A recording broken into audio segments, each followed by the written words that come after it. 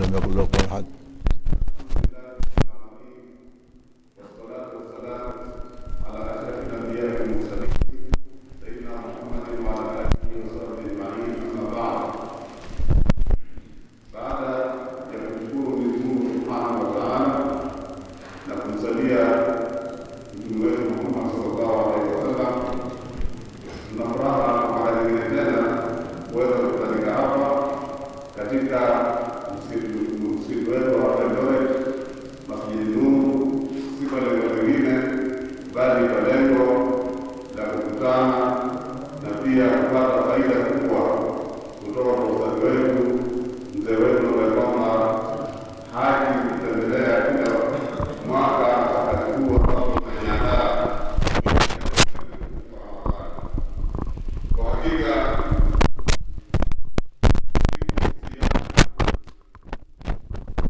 Bali ni siku ambayo tunataka tumsikize shekhe letu katika yale mawaidha ambayo kwamba atatupatia na yaweze kutufaidi katika maisha yetu na katika darasa zetu ya mwezi mtukufu wa Ramadhani. Ila alivyoniamrisha nitakuwa mchache sana wa kuzungumza, alafu nimwachie nafasi aweze kutuzungumzia na kutupa mawaidha yale ambayo kwamba atajaliwa kwa siku ya leo. Kwa hakika ni juu yetu kumshukuru Mwenyezi Mungu Subhanahu wa Ta'ala kwa neema zote ambazo ametutendea katika maisha yetu, na hakuna neema kubwa ambayo inashinda hii tuliomo kwa wakati wa sasa. Neema ya kuweza kupata msikiti kama huu na mingineyo ambayo kwamba ilipatikana kwa sababu ambazo kwamba tunazijua. Na ni kama anavyosema Mwenyezi Mungu Subhanahu wa Ta'ala kutukumbusha ya kwamba jambo lolote la kheri halipatikani ila kwa shida. Hata pepo ya Allah Subhanahu wa Ta'ala ni lazima ujitahidi, ni lazima upitie mambo magumu ndio uweze kuipata pepo ya Mwenyezi Mungu Subhanahu wa Ta'ala. Ndio Mwenyezi Mungu Subhanahu wa Ta'ala akatukumbusha katika Qur'ani akisema ya kwamba am hasibtum an tadkhulul janna walamma yatikum mathalul ladhina khalaw min qablikum massatuhumul ba'sa'u wadh-dharra wazulzilu hatta yaqula ar-rasul walladhina ma'ahu mata nasrullah ala inna nasrallahi qaribun. Katika aya hii Mwenyezi Mungu Subhanahu wa Ta'ala anatueleza ya kwamba je, nyinyi mwadhani tu nyinyi Waislamu kwa kusema ya kwamba mmeamini mtaingia peponi bila ya kufikwa na mambo mazito yaliyowafika waliokuwa kabla yenu nyinyi? Waliokuwa kabla yetu sisi ni watu gani? Ni mitumi na wale wafuasi wao. Walifikwa na mambo mazito, masatuhumul basa'u wadh-dharra, walifikwa na mambo mazito, mambo ya shida na madhara mbalimbali. Hata yakula rasul, mpaka ikafikia wakati mtumi akaweza kumlingania na kusema kwa Mwenyezi Mungu Subhanahu wa Ta'ala, mata nasrullah, nusra ya Mwenyezi Mungu itakuja wakati gani, au ni lini tutapata ushindi? Hapo Mwenyezi Mungu akamueleza ya kwamba ala fahamuni, mkijua ya kwamba inna nasrallahi qaribun, nusra ya Mwenyezi Mungu iko karibu. Ukiona mambo yamekuwa ni makali sana, shida zimezidi, mambo ya balaa hapa na pale, ujue ya kwamba nusra iko karibu. Na katika aya nyingine Mwenyezi Mungu Subhanahu wa Ta'ala akatwambia inna ma'al usri yusra, akarudia mara mbili, inna ma'al usri yusra. Hakika pamoja na uzito na shida, jua kwamba kuna wepesi ambao utakuja baada ya mambo mazito. Ni kama wanavyosema Waswahili ya kwamba baada ya dhiki ni faraja. Nasema hivyo kwa sababu gani? Haya yote ambayo kwamba leo tunafurahikia, tunashukuru Mwenyezi Mungu kwa kuweza kupatikana. hayakuweza kupatikana ila baada ya kupita kipindi kigumu kabisa, lakini kwa sababu ya subira na kumtegemea Allah subhanahu wa ta'ala, leo tunasema ya kwamba tuna vituo vyetu ambavyo ni kadhaa, ikiwemo hii misikiti, ikiwemo hiyo center ambayo kwamba markazi kubwa kabisa ambayo hivi karibuni itakamilika, na hii yote ni kwa fadhila ya Allah subhanahu wa ta'ala na ile subira katika yale mazito ambayo kwamba tulipitia ndani yake. Kwa hivyo namaliza nikisema ya kwamba tusivunjike moyo wala tusije tena tukagawanyika. Tuendelee na umoja wetu huu, na kwa baraka za shekhe wetu na kwa juhudi zake insha Allah tuweze kuendelea na hivi vituo ambavyo kwamba tumevipata kwa shida, ili tuweze kufanikiwa hapa ulimwenguni na kesho akhera. Na kuendelea kuzuri ni kuweza kupatikana masomo au darasa kama hizi ambazo zinafanywa na katika misikiti, katika madarisi zetu, ili tuweze kutoa natija nzuri, tuweze kutoa viongozi ambao kwamba wataendeleza hili gurudumu la Uislamu mbele, ili mambo yasije kufifia na yakarudi nyuma. Wassalamu alaikum wa rahmatullahi wa barakatuh. Assalamu alaikum wa rahmatullahi wa barakatuh. Bismillah walhamdulillah wa salatullahi wa salamu ala sayyidina rasulillah wa ala alihi wa sahbihi wa ala, amma ba'du. Leo tuko tena Masjid Nur. Baada ya asubuhi tulikuwa hapa na mwaka jana tulikuwa kama tunaambiwa. Leo Aldore tukajivunia kwa msikiti. Ulikuwa msikiti mmoja tu, tena huo mmoja huwezi kufanya unavyotaka. Leo alhamdulillah tuna msikiti mingi na yaongezeka, kutakujenga tena mwingine, ikidulisha kwa Uislamu wetu wapanda. Sasa hapa imamu wetu amesomea suratul Buruj. Hii sura ina sehemu 3 mbalimbali, lakini simana nitakuwa kufasiri wala simana kwa nataka kueleza, nataka kufahamisha utisho wa Qur'ani.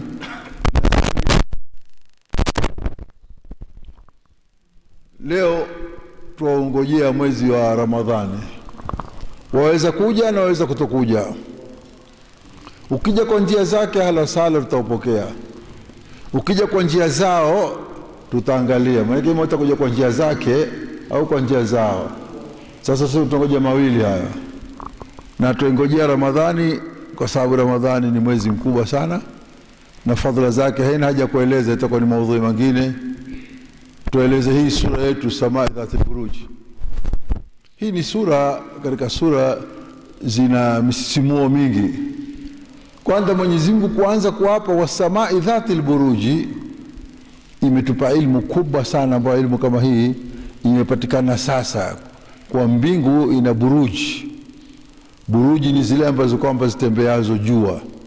Hili jua latembea katika njia zake, hasa wa shamsu tajri li mustaqarri laha, ina mustaqarri zake. Leo liko hapa, leo liko hapa, leo pale patakapojua leo, kesho halitoki, husongea mbele kidogo, kwa namna ambayo kwamba ulamai wametueleza, na ni fani kubwa, kuanzia khatul istiwai kuendea mpaka katika madaru sartani mawira ya kaa, kuendea mpaka madaru jadi mawira kibuzi, na katikati yake kwa daraja 23 na dakika 35 na likatembea. Na katika ajabu ya jua linatembea, halikosi njia zake na wala halichelewi. Na hiyo dakika ambazo kwamba chelewazo semazo ni ambazo zimepangika. Wanawake wenyewe hukwambia kila maka 300 kuna second moja hupotea katika jua, lakini 300 second moja, second 10 ni nyaka ngapi? 3000. Mpaka litapokosekana ile kasi yake lirudi lizunguke, hapo ndio jua litokee. Hata tatlu shamsu min maghribiha, jua litokee upande wa magharibi wake. Hapo ndio likitoka jua upande wa magharibi, sasa kiyama tayari. Na kiyama kina mengi kitakachokupatikana, si wakati kueleza kiyama. ni wakati wa kwa sisi tujiandalie na kiyama. Faqad jaa ashratuha fa anna lahum dhikrahum, alama zake nyingi zimekuja za kiyama wakati wa Mtume sallallahu alaihi wasallam. Je, wakati wetu mbona hatuedheki na kiyama? Buruj ni 12, twazijua kama hatujui bahati yetu. Hamala thawru jawzata sartani wa ra'a al-laythu sumbul al-mizani wa rama aqrabun biqawsin lijadid nazaha dalu birkat al-hitani. Hizi zimetungiwa katika baiti, zimeelezwa kuna buruji ile jua linakwenda, na ukilijua jua ndio utajua tofauti ya ulimwengu mzima. Maana jua liko karibu, liko mbali, liko kutoka, liko kuzama. Na hii ndio Mwenyezi Mungu amejalia dunia mzima uweko mchana na dunia mzima uweko usiku. Hakuna wakati hata mmoja ambapo hakuna mchana na usiku. Yukawiru al-layla 'ala an-nahari wa yukawiru an-nahara 'ala al-layli, yuliju al-layla fi an-nahari wa yuliju an-nahara fi al-layl, zangiliana. Usifikiri wewe hapa sasa uko karibu ya ishai, kuna wengine wako karibu alfajiri, wengine wameshakusali alfajiri waenda kazini, wengine hapa duniani, wengine wanapata jua kidogo, wengine wanapata nyingi zaidi, wengine wanapata miezi sita wakakosa. Alhasili hii wa samaidatul buruji tukizungumza itakuwa ndio darasa yenyewe kamili, na namna jua linavyokwenda. Miezi ile 4 ya khatil istiwai ikaenda kila siku 5 daraja fulani, ile ya katikati kula siku 8, ile ya mwisho kula siku 15, jumla takriban zika daraja 24 jua la tembea. Na jua ni nyota moja katika nyota ndogo zilizoko mbinguni, lakini zimebeba kawakibu ambao kama wenyewe wanaita kawakibu sayara, Kiswahili ni sayari, na wengine wanaita planet, lakini si dharura kujua lugha ya wengine badala ya kujua lugha yetu ya Kiswahili au lugha yetu ya Kiislamu. Ni muhimu zaidi tujue zitu kwa lugha yetu ya Kiswahili, na kianza zaidi tuko msikitini tujue kwa lugha yetu ya Kiislamu. Jua limebeba nyota nyingi sana ambao kwamba zamkuliwa almajmuatu shamsia, nidhamu shamsi, solar system, mpangilio wa kijua. Nyota zile zagunduliwa zilionekana ni 7, na moja kati ya ni jua na ardhi na mwezi. Kumbe jua na mwezi hazimo katika hesabu hizi. Ni jua ni mama limebeba, mwezi ni mtoto wa ardhi mdogo, tena ni mtoto mdogo kabisa ambao kama mfuata ardhi, na ardhi ni mtoto mdogo wa jua, ambao ile mushtari ambao sio inaitwa mushtara, lakini saa yake ni mushtari, inashinda ardhi mara 1400, kwa sababu ni kitu kidogo. Ni ardhi si chochote, lakini Mwenyezi Mungu akapangilia buruji.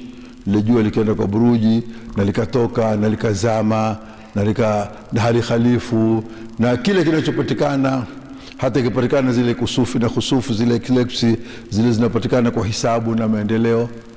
Pengine swali liulizwa mara nyingi, mbona Waislamu ikipatikana khusufi wanaswali? Na kitu cha ilmu, kile kitu cha ilmu huathiri, kwani spaki ndio kiilmu. Nikiweka shortage utaishika kwa sababu ni ilmu, huwezi kushika spaki kwa ajili ya shortage. Na Mtume ajua kwa jua na mwezi si kitu cha jambo lingine. Inna shamsa wal qamara ayatan min ayati llah la yankhasifan li mauti ahadin wala li hayati. Jua na mwezi ni aya za Mwenyezi Mungu, si kwa ajili ya kuzaa mtu wala kufa mtu, ni kitu kiko na elimu yake.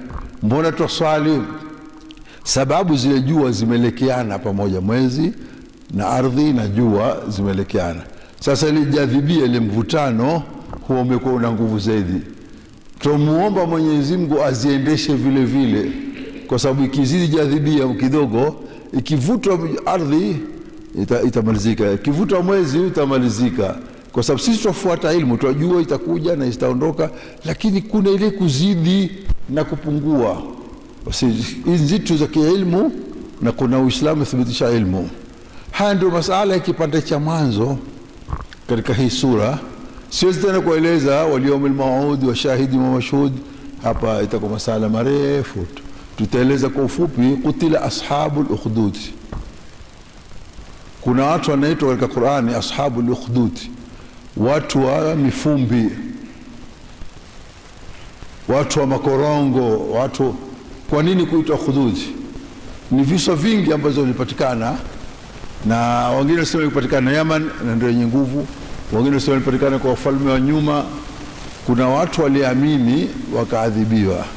Sababu ya kuamini kuna tofauti ya riwaya ambayo kwamba ndani ya sahihaini, hata Imam Nawawi akaitaja katika al-Adhkari. Ni mtoto mmoja, kulikuwa kuna mganga mkubwa sana pale mjini na amekuwa mtu mzima, waogopa atakufa ule uganga wake utapotea. Akachaguliwa mtoto mwenye akili kabisa ende akasomea ule uganga, ili ule mganga akifaulu, akiondoka ule uganga umebakia. Ule mtoto alipochaguliwa kwenda kwa mganga akahupita kwa mwanachuoni, akisikiza maneno ya mwanachuoni, maneno ya elimu na adabu.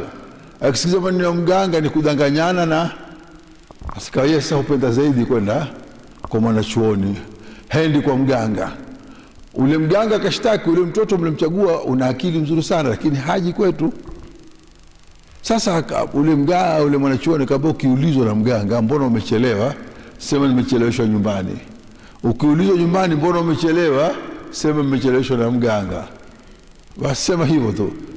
Akasema ule mtoto akaendelea kusoma, akawa mwanachuoni upande wa kidini kuliko upande wa kiganga, na akaamini imani iliyo khalis, na kwa dini pale bado hazijaharibika. Baada ya kuamini kukatokea kisa cha kufedheheka ule mtoto. Kulitokea mnyama mkubwa, awe ni yoyote, ameziba ndia, watu hawezi kupita na watu wanamwogopa wote. Ule mganga, ule mtoto akasema mimi naweza kumuondosha huyu mnyama. Akaenda akapiga bismillah, ule mnyama akaondoka. Umepata wapi? Au kwa mganga? Wewe umesema kupata kwa mganga. Umepata kwa imani yangu ya Mwenyezi Mungu. Mganga hahusiani na hayo. Umeyapata wapi? Basi na ule mwanachuoni anambia usinitaje mimi, sababu kinitaja nitadhurika. Basi wakambana mpaka wakasema nimeyapata kwa mwanachuoni. Akaitwa ule mwanachuoni akauawa, na kijana kwa sababu wanamtaka huku na huku ajua, wakaanza kumtisha, rudi nyuma au tutakumaliza. Ule kama sirudi, rabbi wa rabbukumullah. Mfalme kamlazimisha rudi nyuma. Mtoto akaanza, wakamchukua wakampanisha kwenye mlima mkubwa, wakambilingisha, akaporomoka mpaka chini, akawa mzima. Akaenda kwa mfalme kama kaida, wakamchukua wakaenda naye baharini, wakamtosa ndani ya bahari. Mmoja mtoto onekane huko nchi kavu enda. Wakajaribu kumadhibu mpaka ule mtoto akamwambia, hamuwezi kuniadhibu sababu mimi na Mungu, mpaka mufanye nilitakalo mimi, lakini msifanye peke yenu, muaite watu wote. Wakija watu wote wakifanyia hilo litakuwa. Wakaita watu wote. Baada ya kuitwa kama museme bismillah rabbi hadha alghulam, kwa jina la Mwenyezi Mungu kwa bana huyu ghulam. Akapigwa mshale ile mtoto akafa. Walipokufa watu wote wakasilimu, Ule mfalme akasema mimi kimbia mmoja, wakaambia rudini, wakakataa. Ndio fakhudda lahum al-akhadid, wakafukuliwa mashimo tena. Ndio ile kutila ashabul ukhdud, wakafukuliwa mashimo, wakatiwa ndani wote, wakachinjwa kama mbuzi, wakatiwa ndani ya shimo, wakachoma. Na hiki ndio kisa kimoja. Na ndio inasemekana ule mfalme wa Yaman alikuwa jeuri, kiitwa Dhunwas. Yeye alikuwa ni Myahudi, na watu kule Yaman hawataki Uyahudi. Wengine wataka dini zao za asili, wengine wataka unasara. Akaanza kuadhibisha kule, wakataa dini yake, wakachoma. Alhasil ni visa viwili au ni kisa kimoja kimetoleka sampuli mbili, lakini ni watu, ni kisa cha hakika kiliopatikana hasa sehemu za Yaman. Ndio Qur'ani kateremka, nari dhatul waqud, wale washa moto tena wenye kuni, si moto wa mchezo. Utiwa mtu kichio kuchomeka pale kwa malizika. Idhum alaiha qawtuna, wamekaa pale wale wafalme na kuangalia watu wakiwacheka, wapumbavu hawa namna gani wachomekao. Huma ala ma yafaluna bil mu'minina shuhud. Tena leo fanya muuminin wafurahika. Dasturi le dhalim akifanya dhulma yake hufurahika sana. Kaida dhalim afanyapo dhulma yake hufurahika sana. alipapo ndio tena hutaka kurudi nyuma, kama Firauni. Firauni alimtafuta sana Musa na watu wa Musa kuadhibu. Nabii Musa wakaamua watoke katika nchi, wakaenda kwenye bahari. Nabii Musa kaipiga bahari kwa simbo, famfalaka fakana kullu firqin qatawdil azim, ikapasuka ile bahari ikasimama pande kama jabali. Bahari ikapasuka, maji yakasimama, ikatoka barabara ya kupita watu, na maji yamesimama kama jabali, hayawaikize ile maji. Firauni akawafukuza. Alipofika pale na watu wapita, wakapita kwa imani. Firauni akasema na mimi nitapita. Alipopita na bahari yafungika nyuma na mbele, yeye uko katikati, hawezi kurudi nyuma,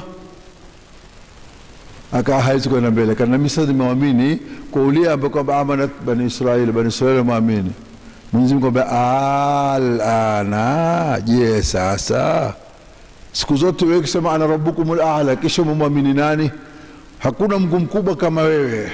Siku zote ukisema wa hadhi la naharu tajri min tahti, hii mito inapita, maana akiambia mtu anile ongezeka, ukiongezeka katika mitihani, ambaye mtu anile ongezeka, Mungu tutaongezeka, pungua pitia huku.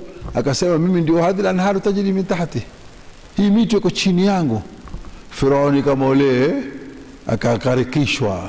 Alipokarikishwa, Mwenyezi Mungu akamwambia falyawma nunajjika bibadanika litakuna liman khalfaka aya, tutakuokoa wewe na mwili wako, utatoka tukuweke uwe ni watu muujiza. Wamtizame Firauni ule aliozamishwa, ambao yuko mpaka leo katika ile dawa za museum, katika mumia amewekwa.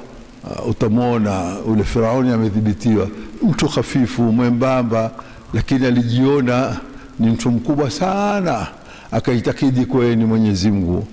Hii ndio hadithi iliyotajika katika sura tulosomea leo hapa na imamu za ashabil ukhdudi, na tukaeleza fitna ya muumini watapata.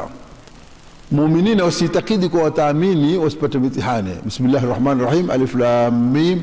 Ahasiba an-nasu yutraku an yaqulu amanna wa hum la yuftanun.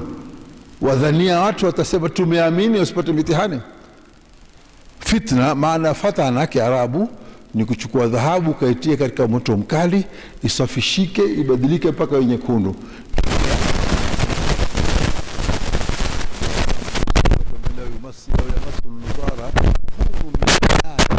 La makhtira linudhari silau. Lo, dhahabu ukitia motoni ni kuidharau, hakuna ngaletia dhahabu motoni. Alama dhahabu kuipenda ni kuitia motoni. Ikiweka katika kasha kabati huipendi dhahabu ile, ukianza kuitia motoni ndio umependa. Basi na ukiona mtu amepata balaya ni maana apendwa, si maana hatakikane. Lakini wal aqibatu lilmuttaqin, wale wamcha Mwenyezi Mungu ndio wenye akiba. Walifitiniwa na fitna katika dini yaendelea mpaka leo.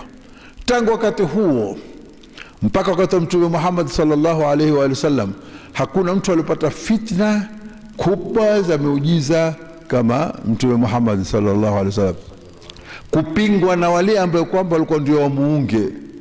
Maana katika shida ya Mtume, wale ambao kwamba ndio wamuunge, maamiri zake wale wakubwa wa Qurayshi ndio wamuunge wapate sharafu, wao ndio walikuwa ni wapinzani wakubwa.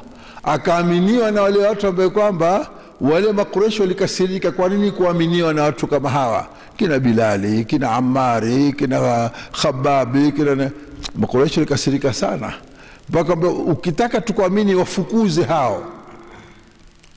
Wafukuze kina Bilali, wafukuze kina Khababi, wafukuze kina Ammari, tupate kuamini. Qur'ani kambala usiwafukuze waamini. Mpaka Mtume sallallahu alaihi wasallam ikatokea bahati siku moja wale Makuraishi wakubwa wamsikiliza Mtume. Akaja Sayyidina Abdullah bin Abi Maktum bin Ummi Maktum, na kipofu, hajui Mtume azungumza na nani, asikia sauti ya Mtume tu, ya Rasulullah niongoze ya Rasul. Mtume alibadilika pale, kwa sababu mimi nazungumza na Makuraishi na ni mara ya kwanza kutulia kusikiliza. Leo nikiacha kuzungumza na wao wataondoka, huyu ni mtu wangu, amesha kuamini. Akamtume hamjibishi yule, akamwacha kando, maana siko amemdharau, kwa sababu ile tactics za kizita yataka Mtume azungumze na wale Makureshi, laalla aweze kuamini ule ambaye kwamba ni wake, kisha tamueleza mimi nilikuwa niko kadha kadha kadha. Qur'ani ikamatibu sana, ikamwambia abasa wa tawalla an jaahu al-'ama. Tena ikamatibu kwa heshima, haikumshambulia, asema abasa wa tawalla. Hakuna faili hapo. Nani huyo abasa? Nani alifanya hivyo? Sikazi yenu kumjua nani. Kuna mtu tu alifanya hivi na akapa nyongo, sio yule mzanio nyinyi, ni mtu tu, haina faili. Hii ni katika adabu ya Qur'ani kumheshimu Mtume sallallahu alaihi wasallam. Leo utokeo Muislamu mvunde heshima Mtume. Mtume ni kadhaa. Mwenyezi Mungu hakumwambia Mtume ni kadhaa, humwambia kwa adabu. Hata kitaka kumtolea kosa ambalo kwamba kosa lile lina usawa, alikuwa hamshambulii, akamwambia afa Allahu anka, Mwenyezi Mungu amekwisha kusamehe. Lima adhinta lahum, kwani kuwapa ruhusa? Kwanza Mwenyezi Mungu amekwisha kusamehe, mbona umeapa ruhusa? Hakwambia mbona umeapa ruhusa? Mtume angalishtuka sana. Amekusamehe, tunataka tujue tu ili kuwaje ukawapa ruhusa kama hao. Ndio adabu ya Qur'ani kumheshimu Mtume sallallahu alaihi wa sallam. Basi Mtume alimpenda sana Abdullah bin Maktum, akimwona nikimheshimu, kaambia hadha alladhi atabani Allahu fihi, Mwenyezi Mungu amenishambulia mimi kwa ajili ya mtu kama huyu.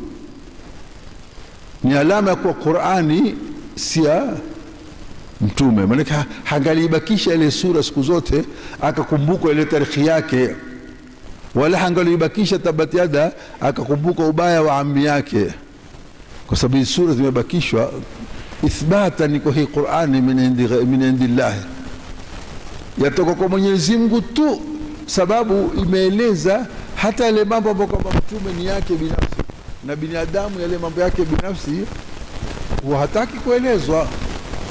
Hata kuna mnafiki mmoja kula kiswalisha alikisoma abasa na Tabbat Yada, kila kiswalisha mfalme kama mwiteni, kama mpigeni mboko 100, sababu amvunjia heshima Mtume. Ni Qur'ani, kama hukusudia ni Qur'ani, umekusudia ni kumdhara Mtume. Kwani tusome abasa na siku zote na Tabbat Yada? Kile kitu kizuri kutia nia mbaya huwa upata madhambi. Maana kwa nia yake ni kuenesha kwa Mtume hana maana, akawa lazima atiwe adabu. Na mtu akikosea adabu Mtume hupigwa mboriko 160. Akimkosea adabu mwingine iftirai au kadhfi hupigwa 80. Kwa sababu hii ndio sura tuliyosoma ya Samaidatul Buruji, vifungu vine. Kingine ambacho kwamba kiko katika sura hii ni inna batsha rabbika la shadid. Batsha rabbika, mashiko ya Mwenyezi Mungu akitaka kumtisha mtu, akitaka kummaliza mtu ni makali sana. Usione hawa makafiri, hawa maadui zetu wapanga njama watuumiza, Mwenyezi Mungu labda ameacha, ameshindwa. La, sanastadrijuhum min haythu la ya'lamun wa umli lahum inna kaydi matin. Tutafanya istidraj. Istidraj ni kumchukua mtu pole pole, na wakati mwingine kumchukua mtu pole pole ni kumwongezea lile jambo, kumaliziwa hoja, afanya takalo. Leo sisikia tu kuna super power. Hakuna super power mbele ya Mwenyezi Mungu. Mwenyezi Mungu hana super power kwa binadamu. Binadamu ameachwa. Hizo kina Amerika, Mwenyezi Mungu akitaka sasa hivi mpaka baada ya isha yaweza kumalizika yote. Hivi sasa baada ya robo saa tu isha yaweza kumalizika yote, lakini Mwenyezi Mungu huatia, na wale muuminina wakateswa. Saa nyingine mambo yaenda kinyume, wale wa kweli wakateswa, wale matata wakapewa nguvu. Wewe mwenye imani dhaifu ukasema basi wale kama wana haki hangalipata wale wenye haki ni wale. Kumbe kuna mipango chini kwa chini, utaona watu wamefanya. Utamwona Nabii Isa ameteswa mpaka amekimbia, mpaka kapandishwa mbinguni, mpaka Kristo kasema kuwa ameuawa kwa na dhambi asili. Nabii Isa maskini hana habari kama kuwa ameuawa, wala hakuwa kwa dhambi asili, wala maskini hakushughulika na hayo. Kama Nabii Isa alitafuta kuuawa, akamwomba Mola wake katika vitabu vyao, Eloya limashabaktani, Mola mbona umenitupa? Mwenyezi Mungu akamwambia sikutupa, nitakupeleka warafanahu, akapeleka mahali pa juu huko tena. Nabii Isa akakaa huko na mpaka atashuka siku ya kiyama, imaman adlan muqsitan, yaksiru salib wa yaqtulu kharazir atavunda misalaba, atamalizwa nguruwe. Atakuja Nabii Isa kwa nasi ya Qur'ani na hadithi ambazo kwamba ni sahihi. Katika nasi ya Qur'ani, wa innahu la ilmu lis-saa fala tamtarunna biha, Nabii Isa ni moja katika alama za kiyama. Atakuja na hadithi na sahihaini zimeeleza. Lazima tuamini kwa Nabii Isa atakuja na atafanya jihadi na ataishi na atakufa na atazikwa ubavuni kwa Mtume sallallahu alaihi wasallam, baada ya kufanya kazi yeye na Imam al-Mahdi wafanye kazi wa muue Dajjali. Na haya ni mambo ambayo kwamba yanaitwa as-sam'iyat. Lazima tuamini kwa kuyasikia, hatuamini kwa hoja. Itakuwaje? Hakuna itakuwaje mbele ya Mwenyezi Mungu kabisa. Mwenyezi Mungu atakalo hulifanya. Na yuko wapi Nabii Isa? Kwa mbinguni. Mbona hakufa? Mbinguni hakuja kufa mtu. Kwani kuuliza Nabii Isa tu? Walisikia nani alikufa mbinguni? Hebu niambia mmoja ulisikia mbinguni amekufa, malaika gani alikufa mbinguni? Au ukeko mbinguni ufi mpaka siku moja tu. Tukeko huko kwenye ardhi ndio tunakufa sisi. Tuliokufa sisi wajinga tuliokaa kwenye ardhi. Sisi ambao kwamba tukubali kufa. Na sisi pia tutakaposikubali kufa tena tuafa maskini watoto wadogo sana, miaka 80, miaka 70. Muhtaraku manaya ummati mabaina 60 ila 70. Mtume na mashambulizi ya mauti ya ummati wangu ni bereka 60 70. Kwa nini kukubali miaka 60 na 70? Wale watakae mpaka na hii ni mambo ya Mwenyezi Mungu yote. Na wewe pia ukifanya mpango na mbinguni hasa hutakufa mpaka sikia. Hebu kile utakufa jaribu ende huko, hutakufa kabisa. Lakini umeishi hapa miaka 70 60 kwa heri, na utakufa siku sotaka. Ile siku soitaka ndio utakufa. Na pale itakija kwa mimi ndio sifi tena ndio utakufa. Ile Suleiman ibn Abdul Malik alishika kioo kaangalia, au Yazid ibn Abdul Malik kaambia ya habadha al-malik ash-shab, mangalieni mfalme mvulana huyo. Mimi sina namna ya kufa, namna nguvu zangu. Siku ya pili alikufa kwa kitu kidogo, kajiua mwenyewe. Ule mmoja tuko tufaha lake pole takumpelekea kijakazi, mpelekea kijakazi mwenzake ametia sumu.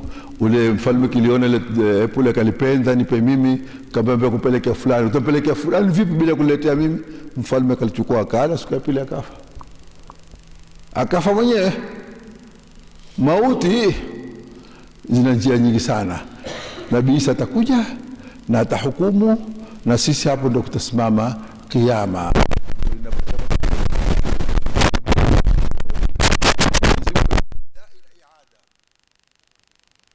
Kuanza na kumaliza. Wa huwa alladhi yabda'u al-khalqa thumma yu'iduhu wa huwa ahwanu alayhi. Alipoumba binadamu hakuiga kitu chochote. Siko kuna kitu likiona kafanya kama wewe binadamu, wewe na mikono, wewe na pua, wewe na miguu. Wao wanakurejeza sana zaidi. Alipoumba mbingu hakuiga chochote. Mwenyezi Mungu haiji katika afanyalo. Mwenyezi Mungu hufanya kitu kwa namna atakao.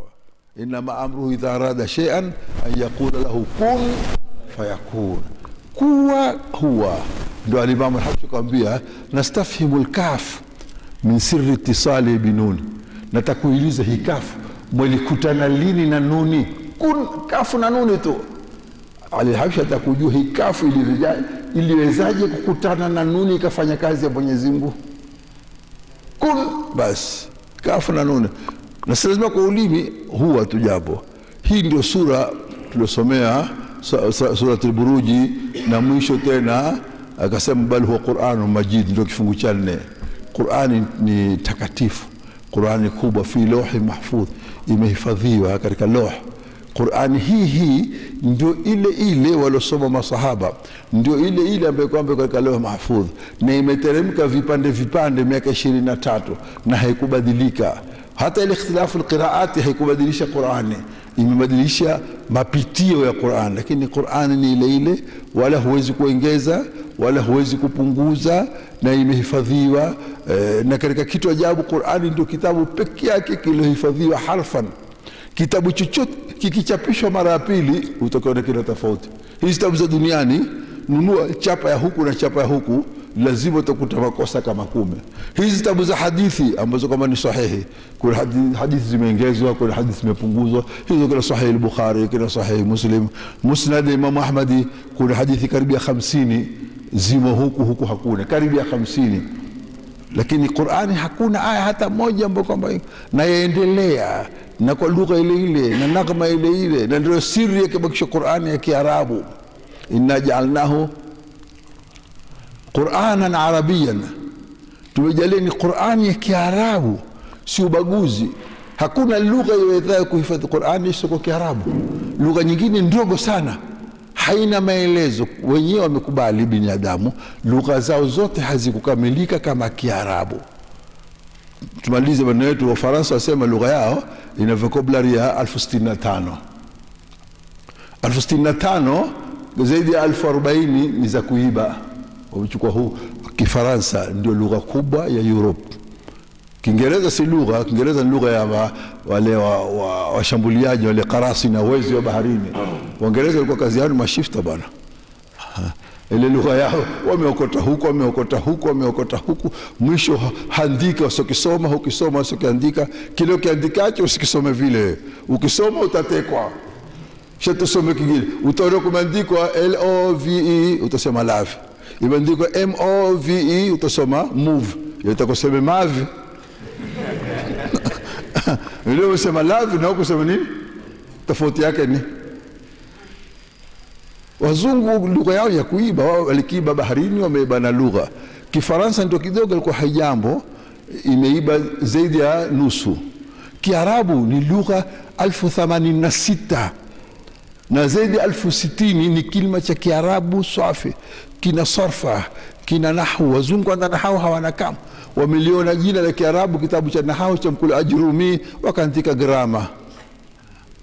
Hawajui kama maana Ajrumi wala grama kitu gani, lakini wamepata bahati, wametushinda kiakili, wametutawali wenyewe. Wameandika katika The World Book, wamesema sisi lugha yetu ikizungumzwa na watu milioni 50, leo yazungumzwa na milioni 1500. Tumewaweza binadamu. Tukizungumza milioni 50 tukizungumza Kizungu. Sasa 1500 zungumza Kizungu, wametudanganya. Kwa sababu hiyo lugha ya Kiarabu ndio iweza kuhifadhi Qur'ani, ndio kaambiwa bilisanin arabiyyin mubin. Tena lisan arabi mubin. Kiarabu kilikuwa kingi sana. Zamani za Arabu zilikuwa hazingiliane. Kiarabu cha Hijazi, Kiarabu cha Yaman, Kiarabu cha Suria, Kiarabu zilikuwa zina tofauti, lakini Kiarabu kileteuliwa ni kile cha Hijazi cha safi ambacho kwamba kimetengwa na kimehifadhiwa na kimewekwa nahwu na sarfa, ndio Qur'ani kabakishwa.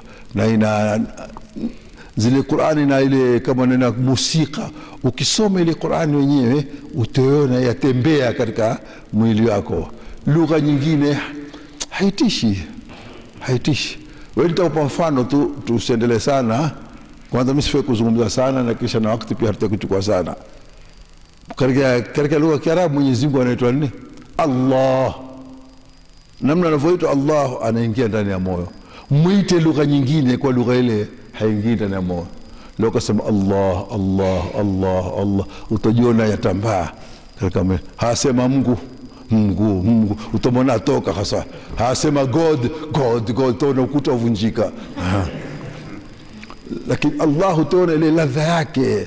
Ukisema God, hatari kama nyumba ni haina nguvu itaanguka. God kama kupiga mawe.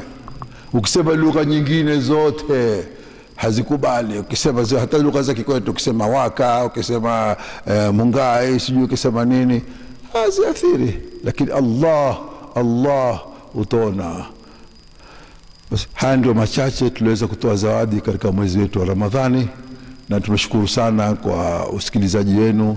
Na ndani ya Masjid Nur leo tuko hapa, na kesho inshallah taala tuna nia ya kusali Juma Bungoma.